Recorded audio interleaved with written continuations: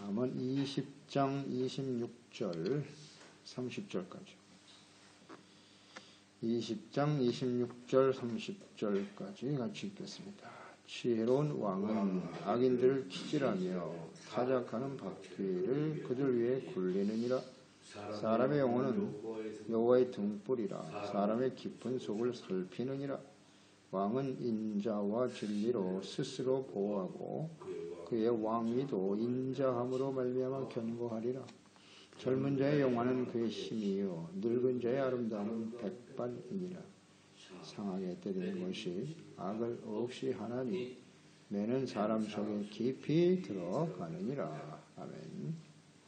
지혜로운 통치자. 지혜는 악을 버리는 겁니다. 지혜와 명철은 같은 의미라고 봐야 되죠. 하나님을 경외하는 것은 명철이다. 선과 악, 참과 거짓을 구분해서 악을 버리는 게 지혜죠. 하나님께서는 등불과 같이 사람들의 영혼을 비추어 살피신다 그랬고요. 인자와 진리로 통치하는 지도자. 이것이 자신과 나라를 견고히 세울 수 있다. 또 어리석은 자들은 채찍과 징계를 통해서 온전해질 수 있다라는 말씀을 하고 계시네요. 26절 지혜로운 왕 악인들을 키질 타작하는 바퀴를 그들 위에 굴린다. 왕의 역할이라고 하는 것은 공의로 나라를 세우는 것이죠. 모든 권세가 하나님께로부터 났다. 맞습니다. 이 왕, 지도자가 된다라고 하는 것은 그 나라를 공의로 세워야 합니다. 오늘 말씀에 지혜로운 왕은 악인들을 키질 타작, 바퀴를 돌린다 그랬거든요. 이 악한 자들이 발붙이지 못하도록 해야 한다는 뜻이죠. 타작, 키질하는 이유는 알곡은 거두고 가라지는 없애는 거죠. 그러니까 이것을 도리깨질로 때리기도 하고요. 이렇게 때려서 알곡을 찾아내는 것이거든요. 그러니까 악한 자는 가라지예요. 이걸 확실하게 구분해낼 수 있어야 한다는 거죠. 그게 이제 지혜로운 왕이죠. 악인과 선의를 구별하는 것, 알곡과 가라지를 구분해내는 이것이 지도자의 역할이죠. 그런데 그 왕이 이 분별할 능력이 없어. 명철하지 못해. 그래서 약한 자들을 뇌물을 주고 봐주고 자신의 권력을 유지하고 재물을 축적하기 위해서 악한 자들을 처벌하지 않아요. 그러면 이제 공의가 사라지는 거죠. 그래서 불신과 악한 자들이 득세하여 결국은 하나님의 진노의 심판에 직면하게 되더라. 이것이 이스라엘 역사에 구체적으로 나타나 있는 내용이고요. 인류의 역사에도 마찬가지예요. 이 약한 권력자들. 어리석죠. 이 분별력이 없으니까. 그래서 지혜와 명철한 자는 악을 미워하고 의를 소중하게 여기는 것이죠. 이 지혜로운 왕이 다윗을 예로 들 수 있겠죠. 시편 45편 7절에 왕은 정의를 사랑하고 악을 미워하나니 악을 미워해야 돼요. 그러므로 하나님 곧 왕이 하나님이 즐거움의 기름을 왕에게 부어 왕의 동료보다 뛰어나게 하셨나이다.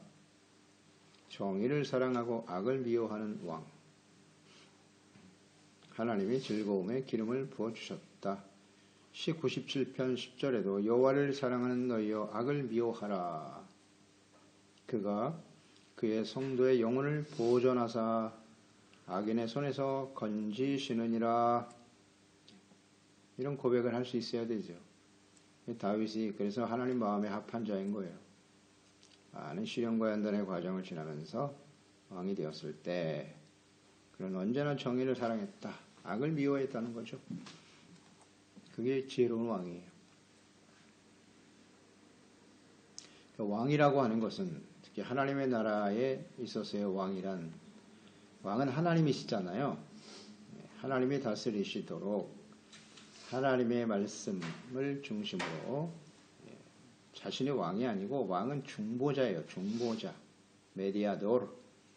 그러니까 중보자로서 그러니까 제사장과 같은 의미죠. 왕이 나라를 공의로 의로 바르게 세우지 않으면 하나님의 심판이 바로 백성들에게 임하잖아요. 그 역할을 하는 것이 왕이라고요. 제사장이고. 근데 그걸 잘 몰라요. 그러니 하나님이 없는 사람들에게 이걸 기대한다고 하는 것은 사실 어렵죠. 기대하기는 어렵다고 봐야 되고요.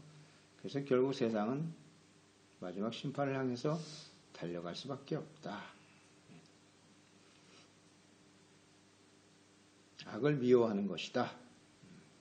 또 대표적인 왕 중에 하나가 요시야 왕이죠. 지혜로운 왕. 이스라엘의 이제 마지막 의를 행했던 왕이잖아요. 모든 우상을 다 철폐하면서 왕하 23장 19절로 20절에 전에 이스라엘 여러 왕이 사마리아 각 성읍에 지어서 여호와를 경록하게 한 산당을 요시야가 다 제거했고 베들에서 행한 모든 일대로 행하고 거기에 있는 산당의 제사장들을 다 제거시켰어요. 그 위에서 죽이고 사람의 해골을 제단 위에서 불사르고 예루살렘으로 돌아왔더라. 아주 철저하죠. 악인들을 대하는 태도가 아주 분명해져. 악을 제거하라. 공동체 안에서. 이게 이제 지도자가 해야 할 일이에요. 그게 지혜로운 왕입니다. 그러니까 이제 이 왕은 뭐 나라를 이끌어가는 지도자이기도 하지만 교회 안에서 역할을 감당하는 죄종과 재직들의 모습일 수도 있고요. 한 가정의 가장과 부모의 역할일 수도 있어요. 그렇죠? 이 악에 대해서, 이 잘못에 대해서는 아주 철저해야 돼요. 바로 잡아주어야 한다. 이게 중요한 가정에서의 교육인데 가장 중요한 게 가정일 거예요. 가정인데 이 부모들이 지혜롭지 못하니까 그냥 악을 방치하고 그래서 점점 세상이 어려워져 가는 거예요. 그 말씀이 정말 진리예요. 수신 제가후 치국 평천하. 뭐 나라에 대해서 걱정하는데요. 그거 우리가 할 수 있는 일이 아니고요. 우리 가정에서부터 잘해야 돼요. 자녀들을 잘 키워보세요. 세상이 어떻게 되겠나. 근데 거기엔 관심이 없잖아요. 관심이 없어요. 지혜로운 왕이 훌륭한 믿음의 가정에서 나온다는 사실. 너무나 당연한 거죠. 근데 이것이 다 무너져 있잖아요, 지금. 기대하기가 어렵죠. 우리는 부모로서 이 악에 대해서 어떤 태도를 가지고 있는가. 27절 사람의 영혼은 여호와의 등불이라 사람의 깊은 속을 살핀다. 그러니까 하나님은 등불과 같아서 사람들의 영혼을 환하게 살피신다는 거겠죠. 하나님이 주신 영혼 여호와의 등불이다. 대부분 죄로 인해서 이 등불이 꺼졌죠. 꺼져 있습니다. 죄를 지으면 이 등불이 꺼져요. 죄를 지으면 꺼져요.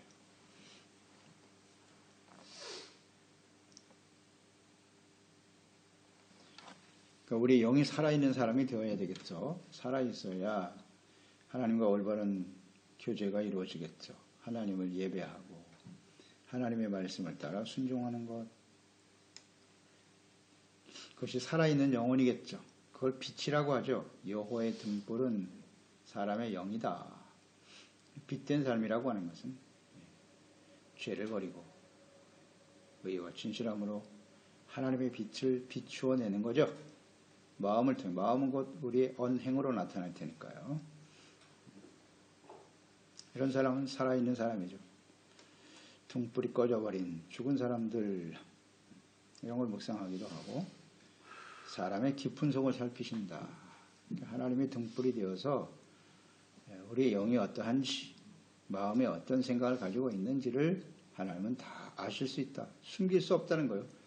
빛이 비춰지면 어둠의 일들은 다 드러납니다. 드러날 수밖에 없다. 그러니까 우리가 구원받았다, 하나님의 자녀가 되었다라고 하는 것은 하나님의 등불이 우리의 영혼 속에 켜진 거거든요. 빛이 들어온 거예요, 빛이. 그러니까 죄악이 그대로 드러나요. 숨길 수가 없어요. 그래서 그것 때문에 하나님 앞에 정말 민망스러워하고 부끄러워하고 애통하는 마음으로 회개하는 모습으로 나타나겠죠. 근데 점점 가면 갈수록 이 등불이 꺼져간다는 거예요. 예수님께서 그 열처녀의 비유를 아주 잘 말씀하셨어요. 기름이 떨어지면 불도 꺼져요. 하나님의 말씀과 성령의 기름 부으심이 계속되지 않으면 이 불은 꺼져요. 꺼져. 하나님 앞에 아무것도 속일 수가 없어요. 진실하게 회개하고, 이런 게 겸손한 사람이죠. 회개하고 돌이킬 줄 아는, 자신의 죄에 대해서 아주 민감한 사람, 그게 여호와의 등불이 켜져 있는, 영원히 살아있는 사람들의 모습이겠죠. 28절, 왕은 인자와 진리로 스스로 보호하고 그 왕위도 인자함으로 말미암아 견고하니라. 왕이 스스로를 지키고 자신의 권위, 왕위라고 그랬는데 자신의 왕위를, 권위를 안전하게 지키는 길은 뭐냐? 인자와 진리예요. 인자와 진리로 통치하는 것이다. 딱 정리가 되어 있네요. 이 잠언서의 말씀, 솔로몬이 왕으로서 아주 지혜로운 진리의 말씀을 하고 있는데, 계속 묵상되는 바이지만 그가 마지막에 왜 실패하였는고, 이런 지혜로운 말을 해놓고선도 결국 멸망하잖아요. 실패했죠. 왜 그래요? 인자와 진리로 다스리지 않았기 때문에. 자신이 가지고 있는 부와 권력, 명예, 수많은 사람들이 얼마나 칭송을 했습니까? 그게 자신을 지켜주나? 그렇지 않거든요. 그러니까 이게 지도자가 되면 다 그런 데 빠져요. 자신의 능력이 나라를 바르게 세울 것이라고 생각해요. 그렇지 않죠. 인자와 진리.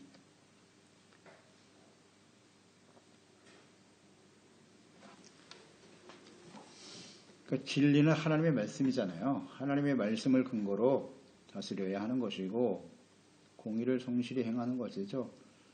그리고 인자니까, 인자는 자비와 사랑, 긍휼, 이것으로 다스려야 한다. 그러니까 공의를 저버리고 사람들을 악하고 폭력적으로 대하고 철권 통치로 다스리는 권력자, 결코 자신의 권력과 명예를 지킬 수 없어요. 자신의 왕위를 지킬 수 없어요. 이건 뭐 절대 진리입니다. 하나님이 이런 사람들을 바르게 세우지 않아요. 이건 스스로 자신을 파괴시키는 거예요. 이건 진리예요. 진리. 그러니까 사람이 권력을 잡으면 이런 유혹을 떨쳐버릴 수가 없어요. 그러니까 권력을 한번 잡으면 그걸 계속 유지하고 싶거든요. 그런데 모든 사람들이 자기를 따르느냐? 절대 그렇지 않죠. 그러면 자기를 반대한 사람은 어떻게 할 거냐, 이거. 철권 통치하고 싶은 거예요. 막 억압하고, 그 가지고 있는 힘으로 짓 눌러서 꼼짝 못하고 두려움으로 따라오게 하려고 하는, 이런 강한 유혹을 받게 돼 있어요. 근데 그게 자신을 지켜주나? 절대 그렇지 않은. 다윗의 예를 우리가 계속 들게 되는데요. 다윗은 시편 26편 1절 이하에 내가 나의 완전함에 행하였으며 흔들리지 아니하고 여호와를 의지하였습니다. 여호와여 나를 판단하세요. 여호와여 나를 살피시고 시험하시고 내 뜻과 내 양심을 단련하소서. 주의 인자하심이 내 목전에 있나이다. 내가 주의 진리 중에 행하며, 인자와 진리가 나오잖아요. 허망한 사람과 같이 앉지 아니하였사오니 간사한 자와 동행하지도 아니하리이다. 내가 행악자의 지폐를 미워하고 악한 자와 같이 앉지 아니하리이다. 이게 다윗의 성공 비결이에요. 성공 비결. 인자와 진리로. 주의 진리 중에 행하고 주의 인자하심에 내 목전에 있다.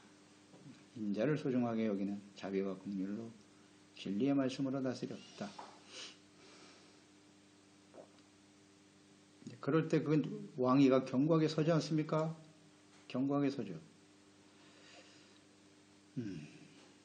솔로몬이 멸망한 이유, 진리를 따르지 않았어요. 하나님 말씀을 따르지 않기 때문에 그 당시에 그 솔로몬의 영화가 얼마나 놀랍습니까? 그 권력은 하늘을 찔러요. 예? 수많은 사람들이 와서 경배하고 말이죠. 그런데 무너졌어요. 인자와 진리로 따르지 않으면 반드시 무너집니다. 또 이렇게 반대로 말이죠. 잔악하고 폭력적으로 대하려고 하는 인자와 진리를 따르지 않는 대표적인 왕이 하나 있으니 솔로몬의 아들인 르호보암이죠. 그가 왕이 되었을 때 노신들의 이야기 권면을 들었죠. 선대 왕이 너무나 많은 백성들에게 고통을 주었다. 궁도 짓고 성전도 짓고 너무 노욕이 심해서 이제는 왕은 좀 편하게 해주시오. 백성들을 세금도 좀 감해주고 그랬고 또 젊은 사람들이 권면했죠. 무슨 소리냐. 당신 아버지보다 더 강하게 백성들을 다스려야 한다. 그렇게 주장을 했죠. 그래서 겨우 그들의 말을 따르잖아요. 왕화 12장 14절 15절.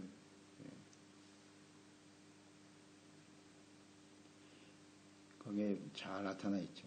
그들의 말을 듣지 않았어요. 노인들의 말을 듣지 않고 결국 나이 든 사람들의 의견을 무시하고 젊은 자들의 말처럼 더 강하게 통치해버렸죠. 채찍으로 하리라. 그 어떻게 됐어요? 그래서 여러분과 열지파가 뛰쳐나가 버렸죠. 그 나라가 견고하게 서질 못하는 거예요. 이 악으로 다스리면, 폭력으로 다스리려고 하면. 이것은 아주 분명한 진리죠.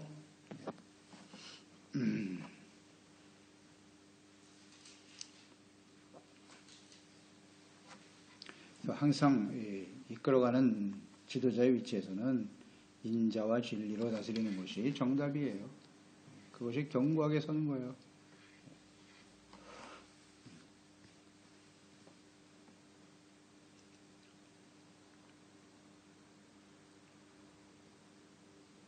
하나님 앞에 온전한 모습으로 자기 자신도 살리는 거고 나라를 견고하게 세우는 것은 인자와 진리로 이끌어가는 것이다. 잠언서 14장 22절에 악을 도모하는 자는 잘못 가는 것이 아니냐. 선을 도모하는 자에게는 인자와 진리가 있다. 잠언 16장 6절에서 보았죠. 인자와 진리로 인하여 죄악이 속하게 되고 여호와를 경외함으로 말미암아 악에서 떠나게 되는 것이다. 인자와 진리를 절대 버리지 말라 그랬어요. 지혜의 핵심 중에 핵심이에요. 인자와 진리. 인자, 사람들을 불쌍히 여기고 어떻게 그들을 도와줄까 하는 생각을 해야 하는 것이고 또 진리의 말씀이 항상 중심이 되는 것, 그게 바로 선이고 의로운 삶이고 인자와 진리가 없으면 온전한 지도자로서 나라를 또 자기 자신을 바르게 세울 수 없다. 이것은 부모에게도 적용이 된다 그랬죠. 부모에게 또 지도적 위치에 있을 때 강하게 사람들을 징치하려고 하는 유혹과 인자와 진리로 다스리는 것, 어떤 것을 선택할 것인가. 근데 하나님을 경외하지 않는 자에게는 인자와 진리가 없어요. 없으니까 강하게 다스리고 이끌어가려고만 하겠죠. 그러나 그건 반드시 한계가 있죠. 지키지 못합니다. 그런 권력은 절대 오래가지 못함. 하나님이 역사하시겠죠. 말씀대로 되는 겁니다. 29절 젊은 자의 영화는 그의 힘이요 늙은 자의 아름다움은 백발이다. 젊은 사람들은 힘을 자랑하죠. 젊으니까. 그러나 노인의 아름다움은 백발에 있다. 노인이 힘이 좋고 힘을 주장하는 노인은 어리석은 자예요. 노인은 지혜가 있어야지. 백발이라고 하는 것은 그냥 외모만 말하는 것이 아니고요. 지혜와 고매한 인격이죠. 삶을 통해서 연단되어진 품격 있고 고매한 인격을 갖추고 사람들에게 지혜를 말할 수 있는 이런 게 아름다움이죠. 돈이 힘이고 그걸 자랑하려고 하는 건 참으로 어리석은 거예요. 어리석은 거. 우리도 잘 한번 보세요. 점점 나이가 들어가면서 뭐 가진 게 없으면 힘이 없어. 그래서 사람들에게 아무런 영향력을 주지 못해. 가르침도 없어요. 나는 실패한 인생이야. 참 안타까운 일이죠. 하나님의 진리와 하나님을 경외하며 살아온 인생은요, 사람들이 아주 선한 영향을 미치게 되는 거예요. 아름다운 모습으로 나타나게 되는 거지. 잘 한번 묵상해 보세요. 지금 우리가 점점 이제 열린 쌓여 가는데, 우리 자녀들에게 우리의 삶이 아름다움으로 비춰질 수 있는가? 무엇을 아름다움으로 여길 수 있을까? 라고 생각해 보세요.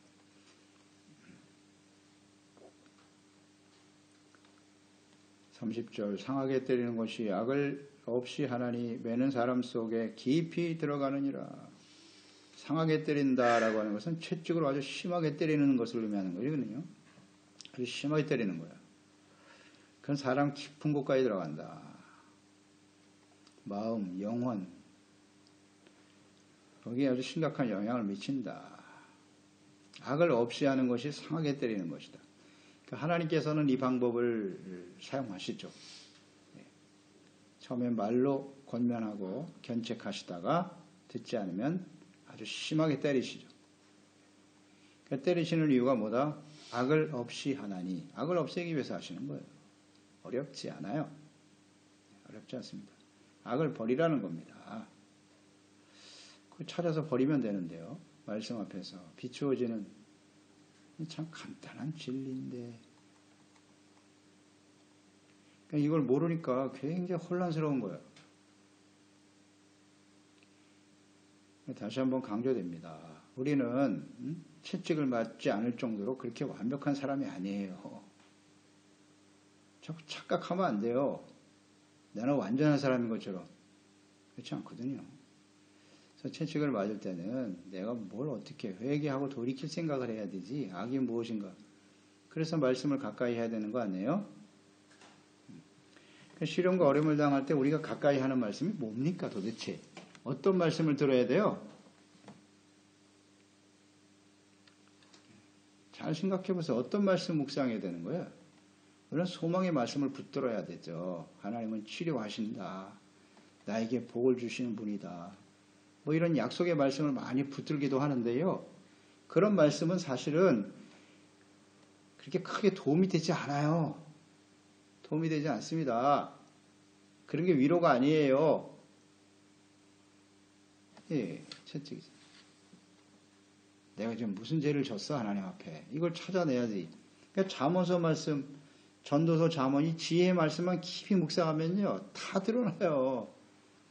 다 드러납니다. 아, 내가 지금 어리석은 행동을 하고 있구나. 뭐 진리의 말씀은 어디를 펴든지 다 비슷하지만 말씀에 비춰보면 다 드러나는데요. 악을 없이 한다 그랬어요. 그래서 우리는 남의 죄에 대해서는 뭐 굉장히 뭐 엄한데요. 자기 자신에 대해서는 뭔가 연민을 갖고 있잖아요. 자신의 죄에 대해서는. 그러니까 우리 자신에 대해서 더 사실 엄격해야 돼요. 연민의 정을 가지면 안 돼요. 자기 자신이거나 혹은 자기의 자식들이거나 가족들에게 더 엄해야 되는데 이걸 못해요. 이걸 못해. 그래서 악을 가볍게 여겨버린다고. 예수님은 마태복음 18장 8절로 9절에서 말씀하셨어요. 만일 내 손이나 내 발이 너를 범죄하게만 찍어버려라 그랬어요. 장애인이나 다리 저는 자로 영생에 들어가는 것이 두 손과 두 발을 가지고 영원한 불에 던져지는 것보다 나으며 만일 내 눈이 너를 범죄하게만 빼어버려라 그랬어요. 단호하시잖아요. 예수님의 말씀이잖아요. 한 눈으로 영생에 들어가는 것이 두 눈을 가지고 지옥불에 들어가는 것보다 낫다. 아멘이죠. 이렇게 단호해야 되는 거죠. 근데 우리는 자꾸 자신의 죄에 대해서 연민을 가지고 있어요. 나는 이럴 수밖에 없어. 자꾸 상황 설명하고 스스로 합리화시키려고 하고. 속에 깊이 들어가야 되는데 스스로 정리를 못하니까 하나님께서 역사하시는 거죠.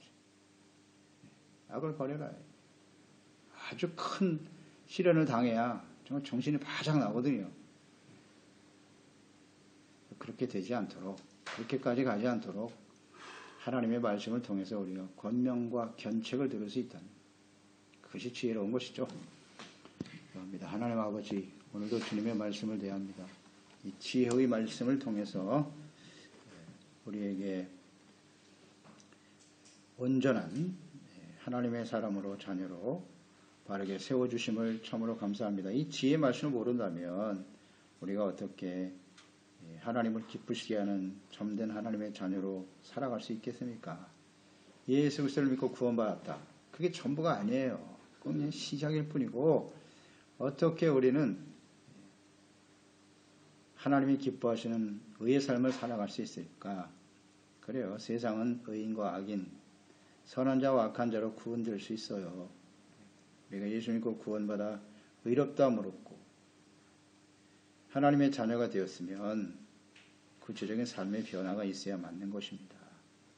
그런데 우리가 온전하지 못하기 때문에 하나님의 지혜의 말씀을 따라 이 말씀 앞에서 우리 자신을 잘 살피는 저희들이 될 수 있도록 도와주세요.